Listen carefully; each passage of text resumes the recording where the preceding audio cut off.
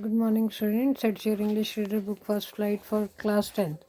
Today we will read 7 chapter Glimpses of India. इसके 3 parts हैं. Baker from Goa, Coorg और T from Assam. हमारे elders ने जो है हमेशा जब भी पुर्तगालीज डेज की बात करते हैं तो वहाँ के ब्रेड की बात ज़रूर कहते हैं. तो वहाँ के लोग जो हैं, चाहे ब्रेड खाने वाले लोग अब वनिश हो गए हैं, ख़त्म हो गया लोगों का इंटरेस्ट, लेकिन अभी वहाँ पर जो है ऐसे बेकर्स मिलते हैं जो ब्रेड बनाते हैं. वो पुराने टाइम की अंगीठियाँ जो हैं वो अब भी वहाँ पर मिलती हैं. चाहे वो जो है मतलब अंगीठियों की आग जो है वो अभी बुझी नहीं है, मतलब वहाँ पर काम होता है. जो बेकर्स होते थे वो अपने बैम्बू स्टिक को लेकर जो है आज भी कई जगह पर दिखाई देते हैं. फादर्स जो है वो अलाइव नहीं है, लेकिन आज भी बच्चे अपनी फैमिली प्रोफेशन को चलाते हैं. ये बेकर्स जो हैं इनको पैटर के नाम से जाना जाता था गोवा में. जब हम छोटे थे तब बेकर्स जो है हमारे फ्रेंड हुआ करते थे, कंपेनियन हुआ करते थे, गाइड हुआ करते थे. वो दिन में 2 बार आया करते थे, एक बार सुबह जाते हुए और शाम को अपनी बास्केट खाली करके. उनका एक बैम्बू स्टिक थी, उसके ऊपर वो घुंघरू लगा कर चलते थे और उसकी आवाज़ जो है हमें पता लगती थी और हम भागते थे उनका वेलकम करने के लिए.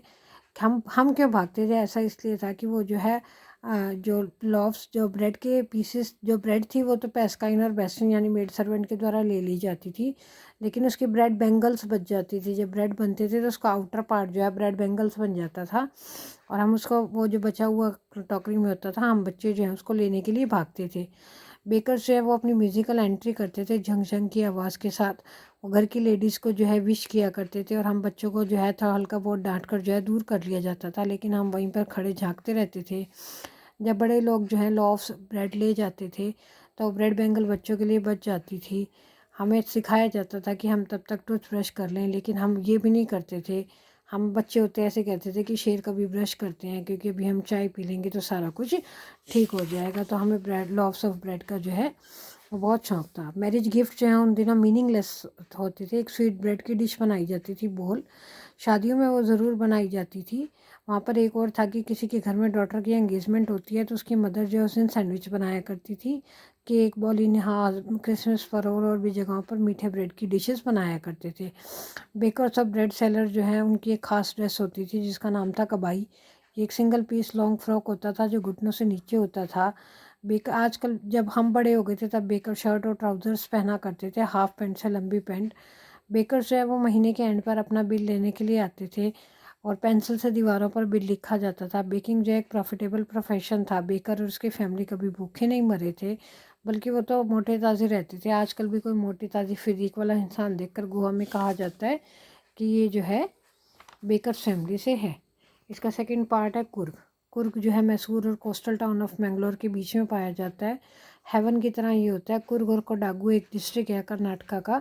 यहाँ पर रेन फॉरेस्ट, अलग अलग तरह के स्पाइसेस और कॉफ़ी प्लांटेशन यहाँ पर बहुत ज़्यादा है और लोग यहाँ आकर बहुत खुश होते हैं. सितंबर से मार्च तक का सीज़न यहाँ पर बहुत परफेक्ट रहता है.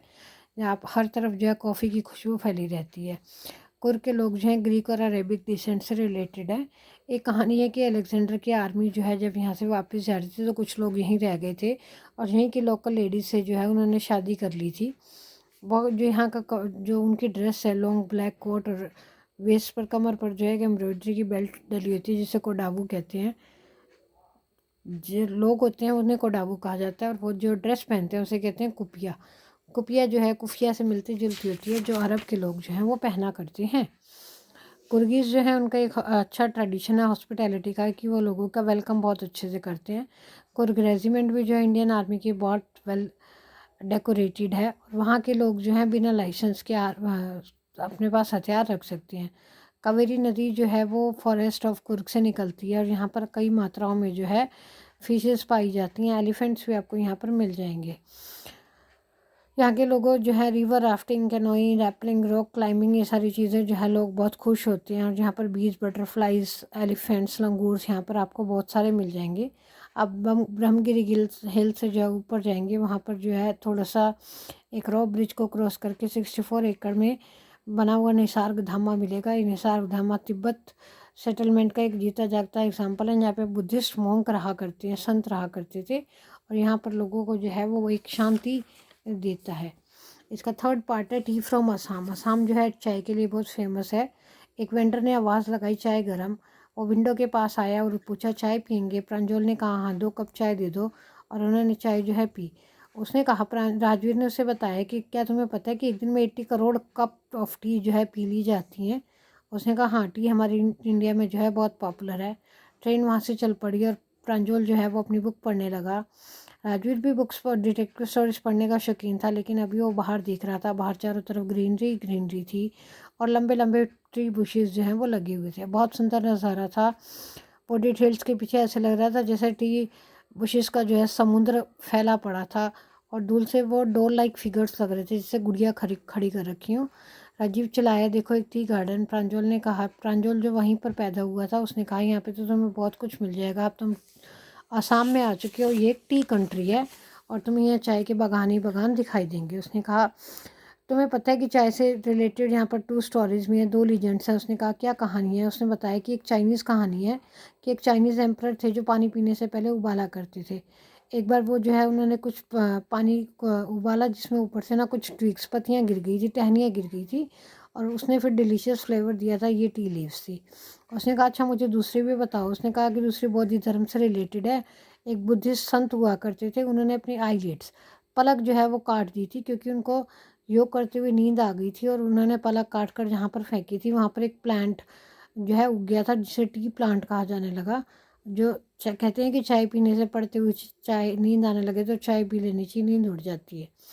तो वो बताते हैं कि टी जो है पहली बार चाइना में बनी थी 2700 ईयर्स एगो। चाय और चीनी चाइनीज़ वर्ड है। यूरोप में 16th सेंचुरी में आई थी और शुरू शुरू में इसे मेडिसिन की तरह यूज़ किया जाता था। तब तक ट्रेन जो है मारियानी जंक्शंस पर आ चुकी थी। बच्चे अपना सामान उठा लिया था उन्होंने। प्रांजल के पेरेंट्स आए हुए उनका वेट कर रहे थे। उसके फादर का अपना वहाँ पर एक टी गार्डन था। लगभग 1 घंटे बाद जो है उनकी कार मेन रोड पर आ चुकी थी। कैटल ब्रिक्स थे वहाँ पर।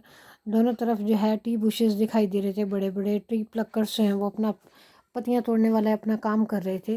प्रांजल के फादर ने जो है एक ट्रैक्टर को रास्ता दिया जाने के लिए। उसने कहा कि ये सेकंड फ्लशर स्प्राउटिंग पीरियड है ना मिस्टर बरुआ, ये मई से जुलाई में रहता है। उन्होंने कहा हाँ मुझे लगता है तुम आने से पहले बहुत कुछ पढ़ कर आए हो। उसने बताया। राजवीर ने कहा हाँ मिस्टर बरुआ, और यहाँ से बहुत कुछ सीख कर भी जाऊँगा। We have completed its reading hair.